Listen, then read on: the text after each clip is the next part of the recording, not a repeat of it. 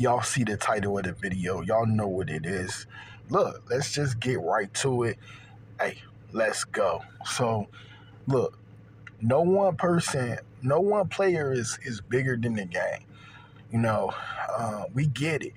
You know, there are enigmatic personalities. You know, there are vibrant personalities. You know, there are dazzling, wonderful, talented athletes.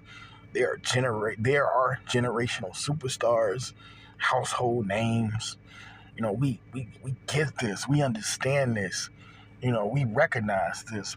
But again, no one player is bigger than the game. You know why?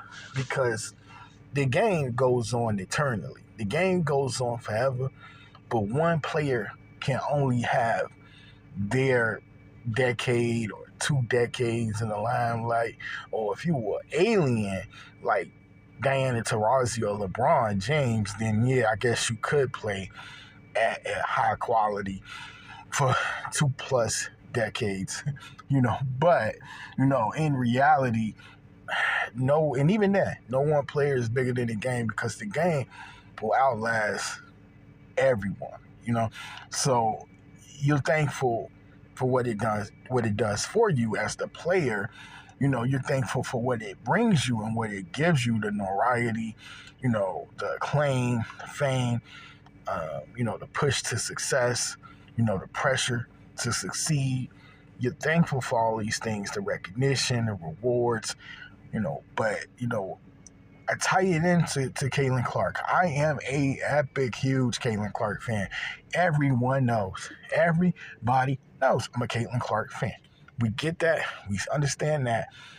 But as great as she is, she has her time frame, her window, her moment, is now. And, the time before and present, it's all, not all, but, Caitlin Clark, when she hit, the mainstream, when she started to, blow up and, become this household darling for her ability to shoot the threes and, just play with a flair, and the persona, one that was cocky, mixed with just pure game. Not everybody, but, it's taken, or it took most of the nation by storm. People that didn't even watch women's college basketball took a seat to watch Caitlin Clark play. And I'm not here to say that, we don't appreciate the moment, because we do, or we should. I don't know if I know that I enjoyed Kobe Bryant's career, but I don't know if I really took the time to really appreciate it, like Michael Jordan. I don't know. I know that I enjoyed what I saw of him play, but I don't know if I took the time to fully embrace just how legendary. With Caitlin Clark, I was able to sink my teeth into just how great she was. Just her ability to play this game at a high level, to compete. Obviously, there's the championship we still desire. I'm sure she does as well. Those of us that are Clark fans, Iowa fans, both were separate, but it's one player for one moment in time, and so I just want to put things into perspective that every great has their time. Shaq, Kobe had their moment in the sun. Jordan, Pippen, when you look at Tennessee, the Pat Summitt years, Candace Parker, Shamika Holmes-Clark, they had their time, to shine in the sun. If you look at, the Bad Boy Pistons, had their time to shine. If you look at the Houston Comets, it's sad that they are still a defunct franchise right now in the WNBA. When you look at them, when you look at that team, how great they were. They had the Tina Thompson, Cynthia Cooper, Cheryl Swoops. Cheryl Swoops. But yeah, when you look at that team, they had their time in the sun. Why did I tickle a laugh? Because we all know Cheryl Swoops doesn't really fancy Caitlin Clark. And we'll just park it there. But yeah, Clark, exceptional, true talent. It doesn't matter how you feel about her, if you don't like her game, if you love her game, this right now is her time. And there are others that are sharing this stage. There are others. The Angel Reese sharing this stage of greatness, this era. Camila Cardoso sharing this stage of greatness. The game is in a great place. And it's not just simply Caitlin Clark as the only leading actress. There are tons of talent taking a role in this magnificent play or film that we're going to call, in this instant, the WNBA. Rakia Jackson playing a huge role. There are no supporting actresses. Everybody's a star. And that is the best way to explain it. Now, if bias came into play, then I would tell you guys, if it wasn't for Caitlin Clark, how would I feel about the WNBA? I'm still going to watch. I could tell you that outright.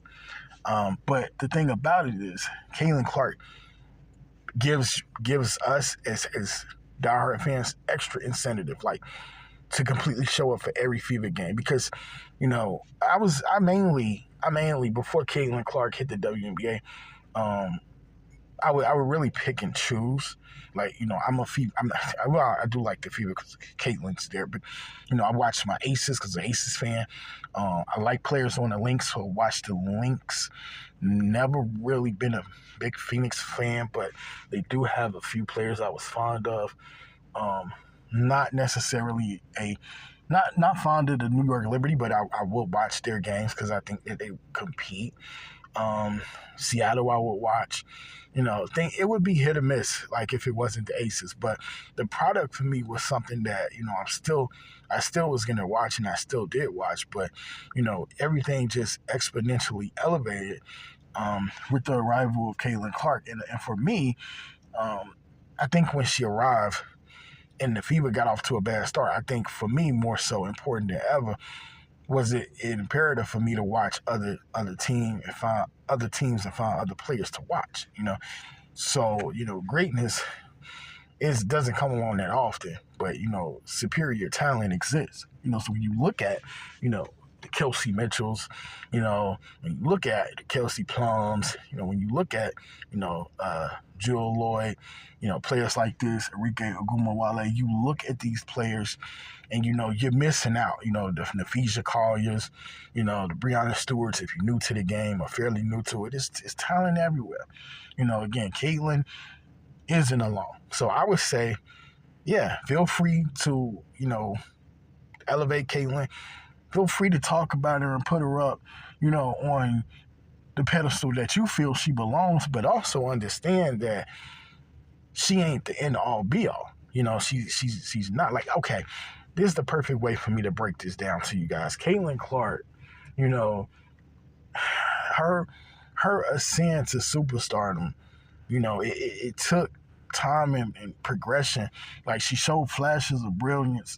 She let it be known, I got next, I'm the one. And she showed flashes, for the Fever, and then boom, she bust out and became Rookie of the Year. I'm not going to tell you guys it was a slow progression, a slow grind, but, it was a feel her way out process. Turns out that I was right. I told you guys, give her time, and she was able to end the season as Rookie of the Year. And so, it's important to remember, as great as you want players to be, you just have to give them time to reach that level. Sabrina Ionescu just reached championship mountain. How sweet that it must have been for her, and congratulations to her for playing in Unrivaled, coming soon. But I just, I'm just here to tell you guys, look, as great as Caitlin Clark is, I'm able to look at this with another viewpoint, angle, perspective, because as great as she is, nobody's bigger than the game. As great as it was to watch MJ play, you knew that at some point he was gonna have to hang him up, so you really had to appreciate his greatness. So I would end this way: let's appreciate Caitlin Clark while she is here, folks. The world is fleeting. Every day it seems like somebody's checking out. So let's just enjoy the players that we enjoy watching, because we never know when we might be watching them play for the last time from our perspective, or you look at like the late great Kobe, you don't know when someone is going to leave the world. So yeah, it's tough. I want to end this by saying this. I want to say RIP to Kobe Bryant, my second favorite player ever. RIP to women's hoops legend, Tennessee legend, WNBA pro Nikki McCray.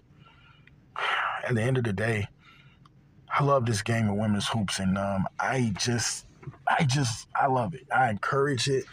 I wish more people would get into it. Salute to all the content creators that's talking women's basketball. One love, all love. And with that, don't man RC. I'm just talking some ball. And with that, peace out. Like, subscribe, comment. I'm out.